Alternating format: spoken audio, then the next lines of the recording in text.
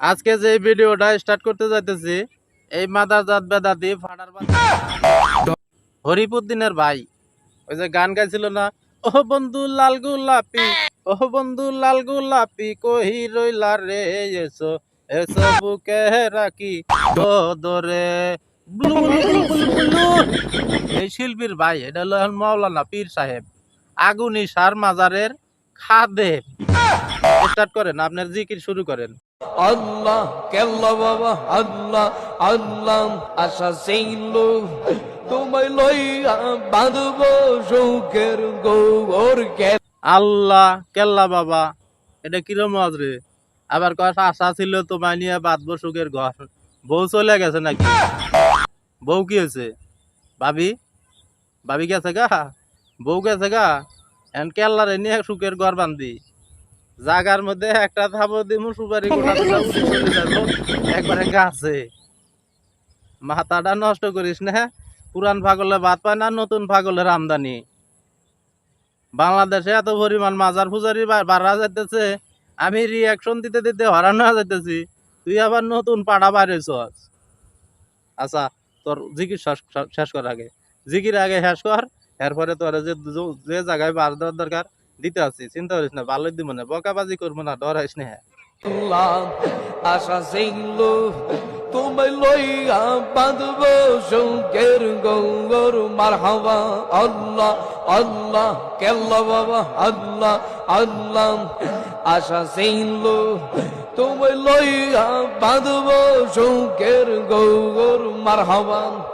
আশায় আশায় বিফল গেল এ পাগলের ওয়াজিবল দাও না দয়াল আমায় দরুন।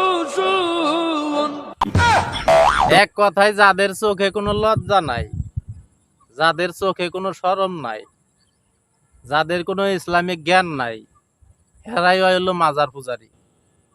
যারা কাজ কাম করতে অলস, খেতে খামারে মাঠে ঘাটে রিক্সা ভ্যান গার্মেন্টস কোনো কিছুই করে খাইতে পারে না, এদের শেষ চিকিৎসা হলো এই মাজার। তার কারণ ওই জায়গায় যা হুকু হুকু করলে সাধারণ কিছু জনগণ আছে, তারা রিক্সা ভ্যান মাঠে ঘাটে কাজ কাম করে নিয়ে যায়, হ্যাঁ এই মাদার জাত বেদাতি করে দিব, আর এরা বসে বসে খাইবো আর এরম ফাটার মতো লাফাইবো। মানে এটা হলো বিলা চালানের ব্যবসা।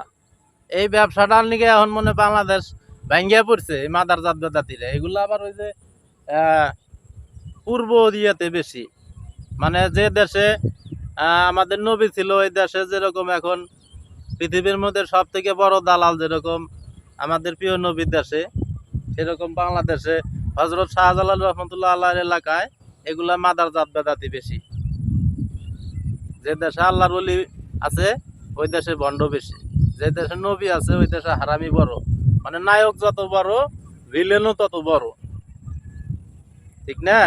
এগুলা মাদার জাত বেদাতি থেকে সকলেই সাবধান। এগুলো হলো বিনা পুঁজির ব্যবসা। এদের চোখে কোনো লজ্জা শরম আছে না, আছে সুর না, আছে কণ্ঠ না, আছে কথায় মিল, উদয় আসা ফাটার মতো এমনি এমনি লাফাইতেছে, এটা বলে জিকির। এগুলো আবার মানুষে কি দেয়, ওর ভাই তো সব সময় ফিনিকে থাকে, আটা জেটা বাবা চাচা খুড়া খালু মামু সব খায়। এরা আবার ফির, এরা হয়েছে ফির, আবার তাও যে সে ফির নেয় কেল্লা মাছ ভান্ডারি, মানে বাংলাদেশে বড় বড় তৈরি করে। যারা হকানি পীর মাশায়েখ আছেন, আমি তাদেরকে শ্রদ্ধা করি। আপনারা এগুলা ভণ্ডদেরকে দমন করেন, এগুলা ভণ্ডদের বিরুদ্ধে আমি কথা বলি। আমি কোনো হকানি পীর মাশায়েখদের বিরুদ্ধে কথা বলি না, কারণ আমি একজন মুসলিম। আপনাদের দায়িত্ব এইসব ভণ্ডদেরকে দমন করা। এগুলার কারণে হকানি পীর মাশায়েখদের, হকানি আলেম ওলামাদের বদনাম হয়। এগুলাকে দমন করে রাখা দরকার। ইসলামকে যদি সুন্দর করতে চান, ইসলামকে যদি মানুষের মধ্যে ফুটিয়ে তুলতে চান, এসব ভণ্ডদেরকে দাবায় রাখতে হবে। সকলে ভিডিওটা বেশি বেশি শেয়ার করে দিবেন।